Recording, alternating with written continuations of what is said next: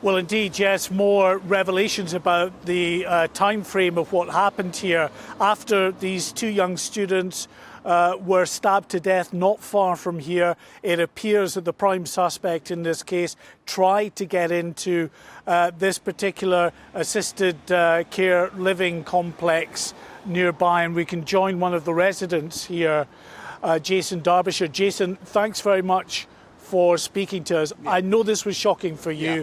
Very early in the morning. Yeah. Just talk us through in as much detail as you can about what you saw and heard. Yeah, I woke up about 5:15. I normally wake up quite early to go to work.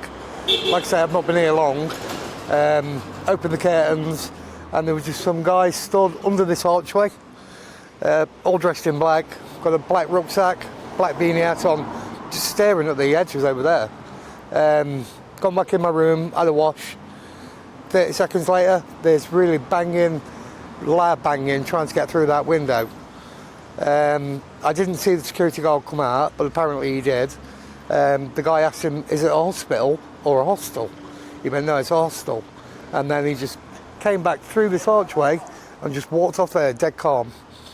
But really calm. This was the room right next to yours, yeah. Where looking behind you is number 66, and it's the bay window, basically. Yeah. And did you say he was trying to smash his way in? No, I could hear him smashing because of the bay window. I can only see so much out that window because it's recessed back. But yeah, it was really loud. He never said a word, not one single word. And then, just like I say, he just came in, stood there again, and he just walked off. I thought he was a security guard, I did, until he heard all the banging. I mean, we've seen CCTV footage of him at this complex, dressed, as you say, in black, so that absolutely marries up with what you're saying. The police do believe it is their prime suspect. Yeah. Knowing what you know now in terms of what's happened, how's that left you feeling? Scared. Because without a doubt, people that are here are people with complex needs and quite vulnerable people. Yeah, they are. Like I say, I've not been here long. Had a marriage breakdown, but this is like a culture shock to me. It really is. I know, Jason, must be very emotional for you. I can see that because, you know, you've been caught right in the middle of the most horrific of events that you just didn't even know about. No, of course not. I knew St Anne was bad, but not that bad. You don't expect that on your doorstep, do you? And like I say, when it happened, I didn't even know what he'd done when he'd gone down the road. It's horrendous. Horrendous. And what kind of support are you getting from the management in this place? No one's reached out to you? No. No one's asked me if I'm all right. No one's come to check on me.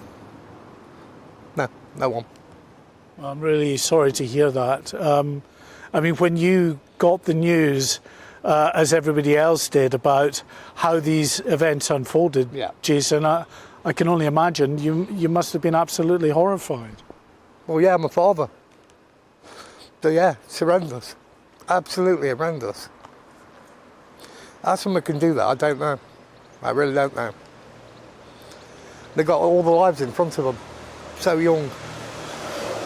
And when you saw this man, I mean, did he look at that time knowing what we know now, that according to the police he just stabbed two young people to death? Did he look agitated in any way? No, he looked really calm. Really, really calm. Like I say, he was stood there, and I just thought, he's a security guard. He's waiting for a taxi. And then 30 seconds later, he was trying to get in the building. So yeah, he looked really, really calm. Well, listen, Jason, I hope you get that help from the management in here, and I really do appreciate you speaking to GB News. I know you didn't want to do it. You've been thrust into the spotlight here, but thank you again for speaking to us. Jason Derbyshire, one of the residents there who saw this firsthand with this prime suspect, Patrick, banging on the window, trying to get in, and of course the consequences don't bear thinking about had this man gained access to a facility that really is catering for people with very complex needs, people who are, by their very nature, very vulnerable. Yeah, absolutely. Look, Mark, I mean, this has just landed on us right at the top of the show. It's a fast-paced show. It's a rolling, breaking news story. Can we just get a little bit of clarity on this timeline, Mark, as well? So as we understand it, the suspect tried to get into this facility, a sheltered accommodation facility, after initially stabbing the two Nottingham students to death. Is that right? Yeah, Jason's still with me. He doesn't want to go through the whole interview thing again, but I will just ask him that point. What was the time, Jason? It was exactly 5:15.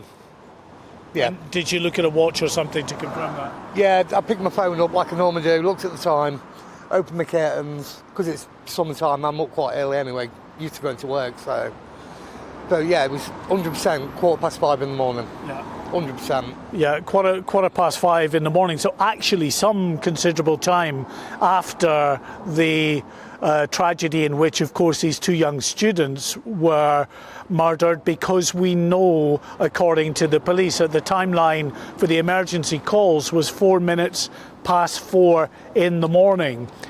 We know at some point between 4 minutes past 4 and the time that Jason says he came knocking on the window here, that this other victim, Ian Coates, was found stabbed to death in Magdala Road. And sorry again, Jason, but right. Magdala Road from here, how far? It's just around the corner. Right. Yeah, it's just around the corner. So Patrick, it's very possible then that, you know, this suspect may have gone from that initial site of the stabbing of the two students to Magdala Road and then to here, or it may have been afterward. We don't have that exact clarification, and the Nottinghamshire police haven't yet put out that exact clarification as to the timeline they're working to. They just know that at certain times they received calls, at certain times they were told. Obviously after the event, they weren't told at the time of the event. It was afterwards when the staff here at this facility actually realised that it was clearly, in their belief, connected to what had happened elsewhere in the city, that they called that in, and the police joined the dots at that point. So we just don't know whether, you know, he'd gone on to Magdala Road afterwards or before he'd come to this facility. But absolutely shocking and frightening. You heard there from Jason, is very emotional about what unfolded, and you can't blame him, you know, being woken up in the middle of the night, and now the realisation a day and a half or more on from that incident, realising who this individual was and what had happened just a few short streets away.